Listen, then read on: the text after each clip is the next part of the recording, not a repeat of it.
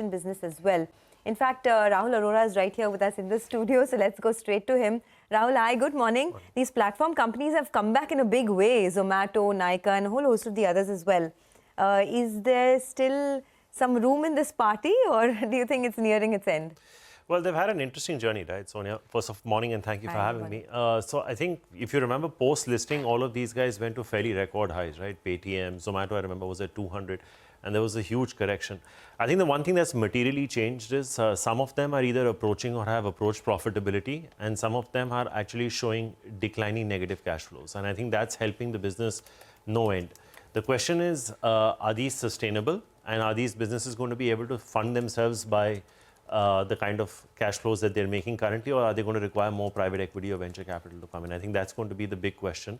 This year is an anomaly because too much has happened this year, right, in terms of occasions to use these platform companies. And I think, I don't know whether this kind of a run rate for either a Nykaa or a Zomato or a Paytm is going to be sustainable from here on.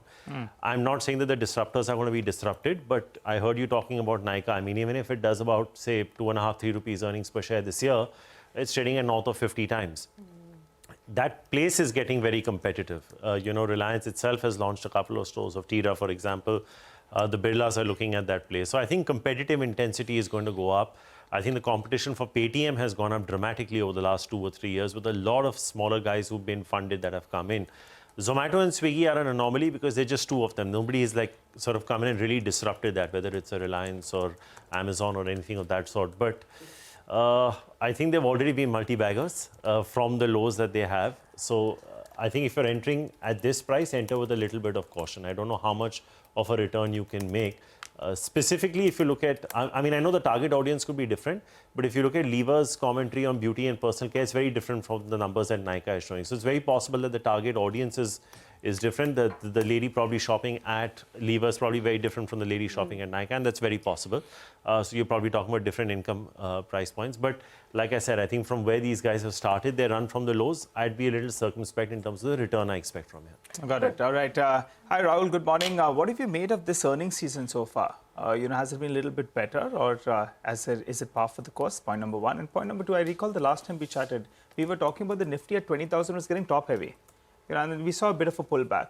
Your view on the index, where do we head from here, say, by the end of this fiscal? So I think overall the earnings season's been all right. I don't think there have been any material shockers, so to speak. I think we were always expecting a soft quarter for IT as we went in. And I think that's kind of sort of played itself out with some revisions of guidance. But I think on balance, it's been a fairly respectable earnings season. And I think that's why once you had the crisis in the Middle East and you saw the Nifty fall down to about 18,700, 18,800, the fact that it's bounced back with so much ease is because you've had that earnings comfort. If you didn't, there would have probably been a grind down towards 18,000 is my sense. So no concerns there whatsoever. In fact, in some cases, it's interesting, but you know, you've actually seen upgrades. And at this time, you know, if you were looking at a recession or a slowdown, you would actually be talking more about downgrades. So yeah.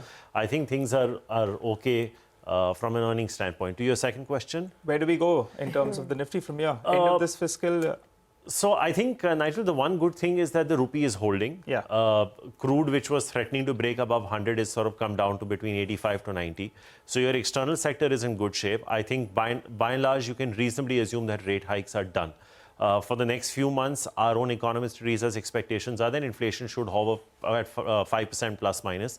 So if that's the case, and your bond yield is currently trading at, you know, between 7.5, I think you can justify a market PE of about 18, 20 times. So, you know, traditionally when you're in school or college, they tell you to look at a fair value of market PE, you inverse the bond yield, right? Yeah. So if you're looking at a 7.5, I think 18, 20 is par for the course, and on the backdrop of these earnings. Now, can you see this 20 going to 22 or 23 in the next 1 year? That I don't know, because I think the one call everyone in the market has got wrong and everywhere in the world is the US recession. Yeah. So if the US does not go into a recession next year, then there is a very solid case for the Nifty to return 10-15% from here even next year. Yeah. But at this level, for the kind of mortgage, you know, with these kind of mortgage rates, the kind of home sales that you're seeing, the jobless numbers that you're seeing, it's remarkable, the resilience of the US economy. The only country that I think India will compete for capital is the United States. right? Because at that base, if you're growing at 4.5%, 5% annualized, and their bond yield is about 5%, you can probably justify a 20p for that market also. So I think that's why you're seeing a lot of FI outflows from India, even though things are not too bad, because I think, we generally, and this is a step up for us, because we've always talked about competing for capital with other emerging markets. I think here it's a straight head-on competition with the United States, because you have the largest economy in the world growing at 4.5%, 5%, and you have the largest developing economy in the world growing at, say, about 7%. So the good part is our domestic base is very strong today. So I wouldn't be too perturbed. Rahul, actually, I was at the BOFA conference yesterday, and this is precisely the point that they were making. I was talking about India, China. They don't look at China. The only competitive market for the Indian equity markets will be US, in the next 18 months or so. And the other point is, when we talk about equity markets, a lot of the participants out there, they said equity markets are fine. Look at the rupee. The rupee has been fairly resilient. Going by what we are seeing, the rupee could have easily gone out of whack, which is heartening as well. So I just thought we'll plug in both those 2 points. That was the broad feedback. So just sticking with the subject of earnings, which would be your top 3 conviction bets based post this time's earnings season? What stood out for you? Wow. So I think we track about 180 companies. You're really putting me on the spot there. I think, Reema, one company that's consistently surprised, and I have been surprised by the deliverance, is Polycab. I think that company just keeps going from strength to strength. And I think if you compare it to peers, and you could compare it to, say, a KEI, or if you want to compare it to electricals like the Havels or the V-Guards of the world, it's chalk and cheese. And I think that's why it's getting the kind of valuations. And I think, like I was saying, even though you were supposed to go into a slowdown, I think the maximum earnings upgrades on the, and it's a large cap stock, by the way. Now, it's one of the only in that sector. So I think that would probably be one. I was very pleasantly surprised by JK Lakshmi numbers. I think the kind of beat that we saw, both in terms of volume growth and realization growth, was very interesting. I think that was probably and the what second explained one. that, according to you? I think partly base effect, and partly I think the fact that the markets are actually starting to show up now. I think that the kind of markets that they're present in, I think they manage their costs also very well. I think if you look at, maybe Nigel will remember these numbers better than me, but if you look at ACC, Ambuja, Ultratech, they're all hovering around that 850 to about 1,000, if I'm not mistaken, on EBITDA per ton. JK Lakshmi has entered that, or it's close to entering that. I think it's about 750, 800. So I think there is a possibility of a reset there. And cement, I think, remains an overweight sector for us. The third, and I don't mean to sound like a beaten horse to come back to it, but looking at the QSR performances, the fact that Westlife still delivered a positive same-store sales growth in a soft quarter, where Domino's delivered a -5, -6, that was very interesting. It was a very poor number from Westlife. But on a relative basis, that was probably one that stood out. And I think the auto sales numbers, I think, not so much from an earnings standpoint, but I think the auto sales numbers, barring tractors, I think M&M's tractor numbers were a bit weak, but otherwise the auto sales numbers just ahead of festive have looked pretty strong. So I think there are some pockets of the market, but I'm really having to think through 180 results. But not bad, you did a good job. Out of 180 companies, you drilled it down to about 3 or 4. So just to spin the question, which ones were you negatively surprised with? Whichever you can remember. IT, I think some of them have shown up softer than what we were expecting, and I think. But you were anyway very cautious about IT to begin with, right? Exactly. So I think Girish, has been a little under consensus for a while. And you were still negatively surprised. Yeah, and I think so. The ask rate now has gone up dramatically for these companies in the remaining 2 quarters of this year, and if you're going to start seeing -0.5%, -1% kind of growth or degrowth rates, rather not growth, that's going to be a bit of a challenge. Apart from that, I don't think there's been a major, they're not Divi's Labs here or there that probably comes to mind. Pharma has not been too hot. And I think FMCG in terms of consumer staples, I think if you look at Lever or Imami or Dabur or most of these guys, I think, I don't know if you want to be paying these kind of valuations for 2, 3, 4% volume growth. I think there is enough and more. I think that's been a little disappointing. And I don't know if you guys had a chance to look at V-Mart's numbers. I mean, extremely disappointing overnight. And, 70% of V-Mart's stores are in UP, Bihar and Jharkhand, which is what we call the Hindi heartland. And Britannia focuses a lot on that market as well.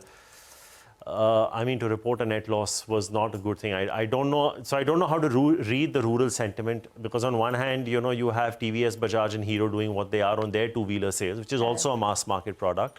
But then on the other end of the spectrum, you have something like a V-Mart. So I think barring IT, Nothing major in terms of a disappointment. Maybe an odd cement stock or an odd pharma stock here. But like I was saying, I don't think it's been a disappointing earnings season at all so far. Let me help you with, it's like jogging your memory. You guys came out with a report, right, this morning on Diwali picks. And I have some of them, the mid and small cap space. Sure. There's United Breweries, Gillette, Apar Industries, Triveni Turbines, Birla Corp. So these are all the stocks that you have, perhaps from this Diwali to next. CCL Products, Moltech Packaging. You want to pick any of them and just talk about why you're bullish on these stocks? So obviously, since they're there, we've again compressed that list. But I think if I was just looking at results, I think Triveni Turbines is remarkable. I think the kind of growth that they have shown on the aftermarket side, I think if you look at the order intake and the order backlog, they're up by about 35-40%. This is a company that operates in the high 20s in terms of return ratios and very strong margin profile. So in some ways, it's almost like a mid-cap FMCG company, and I think that's why it gets the valuations that it does. I think to grow your aftermarket revenue by 70%, and I think one of the things interesting, Sonia, is if you speak to Nikhil Sawhney, who's a promoter at Triveni, they're going very big into gas diversification and the entire decarbonization theme, which is what the world is talking about. And, our Prime Minister spoke about it at length in the G20 summit as well. So I think that's probably one name that comes to mind from that list that you read out. I think another one is CCL Products. It's seen a good correction. I think the issue is that they're now starting to probably raise debt, and I think that's probably because their cash flows are not enough to fund their capacities. I think that's also a statement in positive, but I think that because there's going to be an interest cost element, you had a little bit of a correction on CCL Products. So that's probably another name. And you spoke about Gillette. I'll probably add P&G to that as well. Yeah. Okay. I think remarkable numbers, the kind of margin expansion that we've seen. I think shaving comes and goes as a fad. Yeah. I think, most of our current cricketers sport a beard. But I think what Gillette is doing in terms of trimmers and even on Venus, which I think Deepika Padukone advertised for a while on the women's shaving product, it's doing remarkably well, I think, Isn't from our this understanding. like No Shave November or something like that? Yeah. That's what they call it, right? I've asked Shankar sir if I could grow one. He said no. But No Shave November. I think that Gillette's part of the gonna business, suffer because of that. But I like I said, I think these things come and go, but I think that the female part of the business is growing at about 20%. So, if, interestingly, the new brand ambassadors for Gillette, thankfully shaved. So, you have Shubman Gill and you have Shreya Iyer that are all sort of clean shaven, and they're not the Virat Kohlis and Rohit Sharmas of the world. But I think from the list that you mentioned, maybe a CCL Products, a Gillette still looks interesting to us, and a Triveni Turbines. I think valuations are not out of whack for any of these names when you value them on an FY25 basis. And I think you could probably return 20-25% on all these names. Rahul, pleasure speaking with you. Thank you very much for joining in, and season's greetings to you. Enjoy the Diwali festivities. Thank you.